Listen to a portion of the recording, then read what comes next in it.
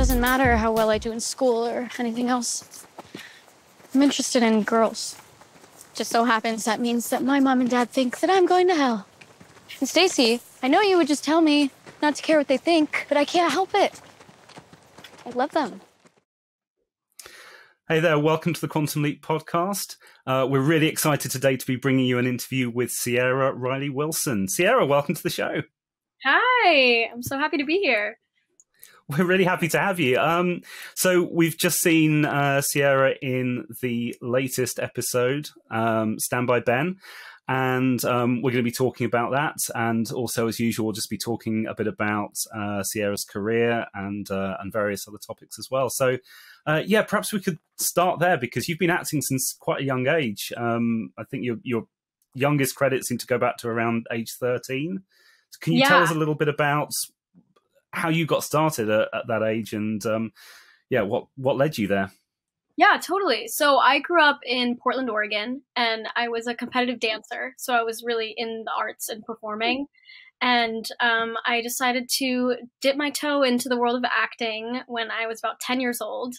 I ended up doing an acting camp in LA, and I got an agent from that. So I kind of brought my mom down to LA and tried it out and ended up loving it, and it went really well for me. And so I've been acting ever since, about 10 years now. And have you kept up with the dancing? Has that been something you've been doing in parallel?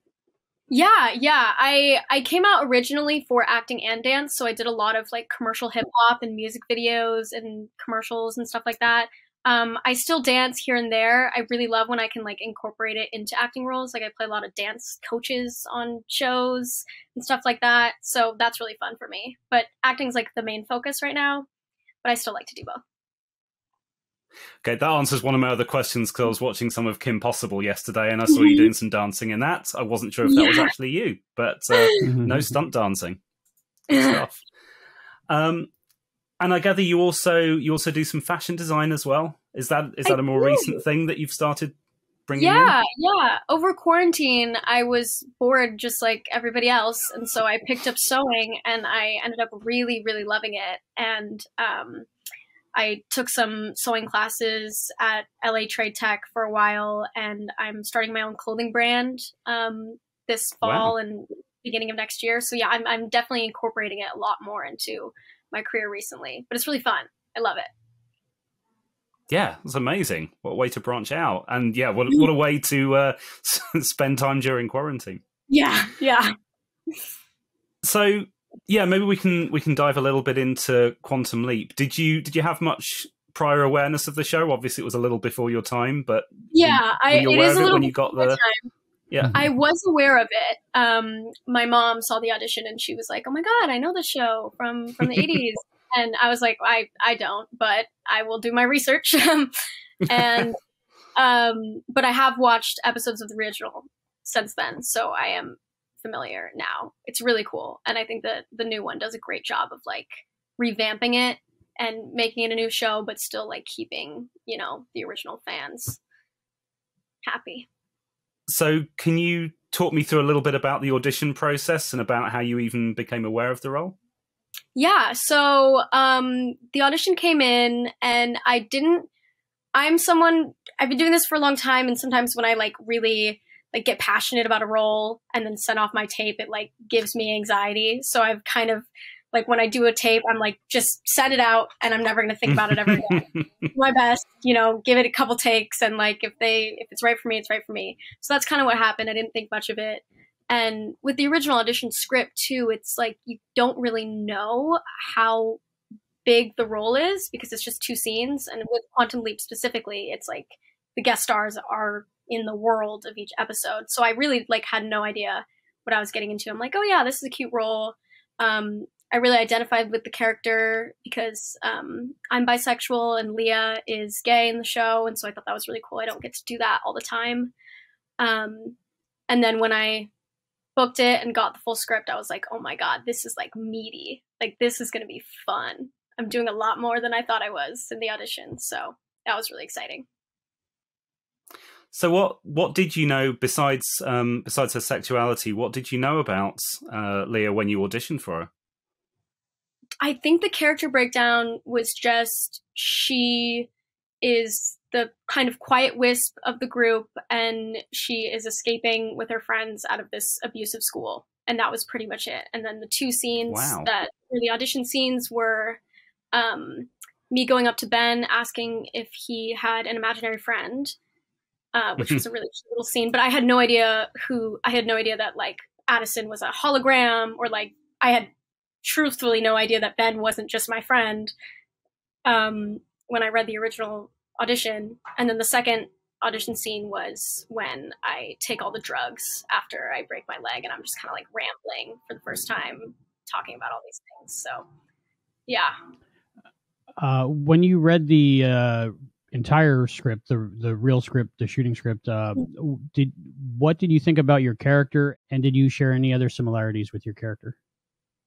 Yeah. I mean, Leah is so interesting. She's kind of like, it was cool because I'm going to sidetrack here, but it'll all make sense in a second. But Avi, the director, he made us all watch the movie Stand By Me, which is what the episode is based off of. And I had never seen that movie before. And it was really cool to see it because I learned so much about my character Leah in the main boy. I can't remember his name right now. But it was cool how the writer kind of picked and chose how each character's like mirror the characters in that movie. And so I feel like watching that movie and reading the whole script gave me such a better sense of Leah. And she's like Leah's an observer, and I see that in myself too, where, you know, she's kind of like surrounded by these personalities and her friends, but she's the one who's really like taking it all in and like making decisions. And she's the one who had the bag full of the stuff that, you know, we actually needed to survive, and the heroine in the way that no one would really expect just looking at her. So I thought that was really cool. This is the first episode of Quantum Leap that wasn't, besides the original pilot, wasn't very backlotty. It didn't look like it was just all filmed at Universal Studios or something. So what was it like being on location that much on the shoot? It was so fun. We were at this beautiful ranch. I think it's the Disney Ranch. And it was really cool being outside. I felt like I was camping all the time. Lots of bug bites, lots of bug spray. And my car is just destroyed from the dirt and the mud I was driving through every day. But it was really cool. It was really cool being outside. It felt like summer camp. Did you guys form any friendships, the three of you that were playing the kids from the camp? Oh, yeah. I love Anthony and Raquel. Oh, my God. I had known Anthony through mutual friends before, so that was cool getting to work with a familiar face. And then about a week before we started filming, Avi had us all out to dinner at a steakhouse, which was really fun. So we got to like really vibe and get to know each other, which is so rare with especially like a guest star. Like I did a series regular and we didn't even really have like a coordinated dinner to like get to know each other. So I felt like really close to them throughout the filming process. So far, we've talked to a lot of people that were on Quantum Leap and they had like different experts for different things. Did you have any kind of expert, maybe a wilderness expert or a limping on crutches expert or something to advise you? We had a great stunt guy because there was a lot of when I was climbing out of the car and the glass and just like me with Ringer and Sullivan like really fighting them. And then there was also a snake handler on the set the entire time. Whenever we had to go through any sort of brush, it was this really cool guy with this, you know, cowboy hat and like big vest, and he had these tools. He was just like picking out rattlesnakes so we didn't, you know, get bitten. But I was like, wow, what a job. I would love to have that job for a day. Just one day though. Just one day. And definitely someone you need around at a time like that. Yeah. Oh, I never thought of that. Great. Yeah. Apparently it happens a lot. So very important guy. Glad you made it through the shoot okay then. I wanted to ask a little something about your preparation for the role. One of the things that came out was Leah is very much an overachiever and someone that self-harms. And that is something that could very easily have been very overwritten and very overperformed. And it came out very subtly, very realistically. I used to be quite close to someone who was very similar to that character. So firstly, I just wanted to acknowledge that I think you and the writer did a fantastic job of that. And thank you. And I also just wanted to know what was going through your mind when you were preparing for the role in terms of how to set that bar and make sure that it came across, but without going over the top. Wow, yeah, first of all, thank you. That means a lot. I know that's a really powerful thing to try and represent, and I know way too many people either themselves or know people who have gone through that. I think for me, the most powerful way to convey things like that is through the subtleties, and I think that people who are going through that don't want to see someone whose entire personality is the fact that they self-harm, that they are people who are trying their best and living their lives, and they are like have full, depth to them. And I think I wanted to make that really clear, that although Leah is going through this and so many things, and there's so much heaviness in her world, like she's still just a, teenage girl. And I think that's what the episode also does really beautifully is, there's a lot of camaraderie between us being like teens and like not knowing what we're doing and like talking about music and dancing in the cabin, but we're also like going through this really heavy like escape from an abusive school. So I just think all of that went into my process of, really diving into that mindset, but not letting it take over completely. Dancing in the cabin, was it difficult not to dance so expertly like you can when you're just a bunch of kids just dancing around? And was there a choreographer for that little bit of dancing, or how did that work? No, that was all improv. We were just vibing. Oh my God, that was fun. That was probably my favorite day of shooting and scene to shoot. I loved the cabin stuff. It was hard though, because I kept trying to dance on my leg. Like I would like step on my leg and I'm like, oh no, wait, that one is completely shattered. I can't, that's not real. Was the interior of the cabin set? It was a building. I think it was a completely gutted out cabin. And then the set deck crew just, totally made it really, really cool. Very cool. Yeah, it looked real, so I was wondering. Mm-hmm. It did. You mentioned about the camaraderie between the kids and the fact that you're a bunch of 4 kids kind of trying to work things out and not really sure about who you are. Of course, one of you is played by an actor that's significantly older. How was that having Ray playing? I know you're all playing. Yeah, I think all of you are in your 20s playing teenagers. But how was it having Ray in there also playing a lot further down? Was he just one of the kids as well? Yeah.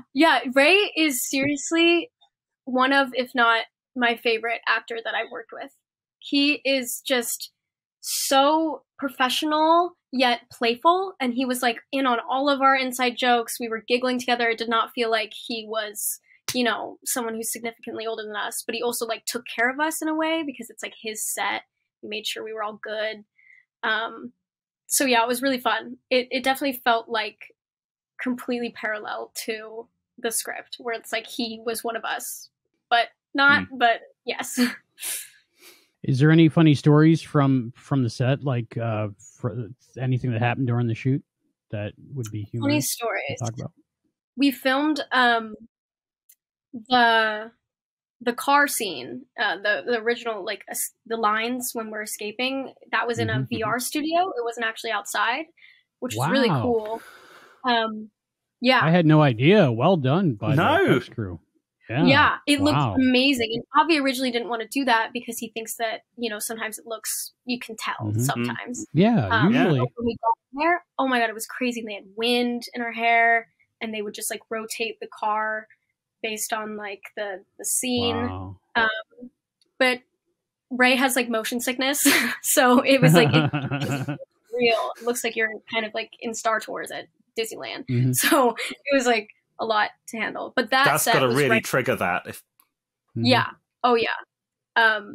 that set was right next to the Access Hollywood set. Like we were literally like in the same room over, and we could see like Mario Lopez like live on the air, and I thought that was really fun. And they were giving That's away cool. a bunch of like props from the set, like glasses and books and stuff they just didn't need, and so we all looked like we just came from the thrift store, like carrying all these like espresso martini glasses and stuff. That's funny. That was kind of funny. I had no idea. I assumed that was just a tow rig or something. Wow. Yeah, That's it crazy. looked really good. Mhm. Yeah, we did film it once in the actual car just to have it as an option, but Mhm. it ended up looking a lot better with the screen. What was the production like, the feel on the set, and the producers and directors and, you know, everybody behind the scenes? How was that interaction with the cast? I say this so candidly, some of the nicest people I've ever worked with. And everyone just like really meshed together in a way that you kind of see on a project where people have worked together for years. So that's why I was really surprised, because I was like, I know this is a new show. Sometimes people need to like work out the kinks. But no, everyone worked really well together. There was a lot of like youthful energy on the set, which was really fun. And I also knew a couple people from a project that I just did. So that was cool to see familiar faces. It was really fun. Were you aware during the production that this was building up to be the mid-season cliffhanger? I don't know when they make that kind of decision, if that was something that they might not have even been aware of at that point. Yeah, I'm not sure if they were aware yet, but I had no idea. That's really cool to know. Were there certain parts of the script that weren't included for the script handed out to everyone, like this like big reveal at the end of the episode about Addison? No, I think that was in the first draft. There were definitely like some rewrites all throughout, but yeah, I up until filming, I hadn't seen it's coming out as the weeks go by, so I had no idea like the weight of what that was. And now like catching up, I'm like, wow, this is like, it's a big one. What are some things that got revised, something that we won't see in the episode that you originally remember? Let me think. I know my name got changed. I had a different last name in the beginning. I think it was Hispanic and I'm Filipino, so they changed it, which is really cool. That's very important to me. Originally, the episode was to be set in the snow, not the desert, or not the forest. Avi wanted like a really like we freeze to death kind of thing, but it was just far too expensive and hard to make it realistic. It was way easier for us to just be sweating in California than otherwise. So yeah, that's kind of interesting. Yeah, that's a major change. That's fascinating. Yeah, that would have been completely different.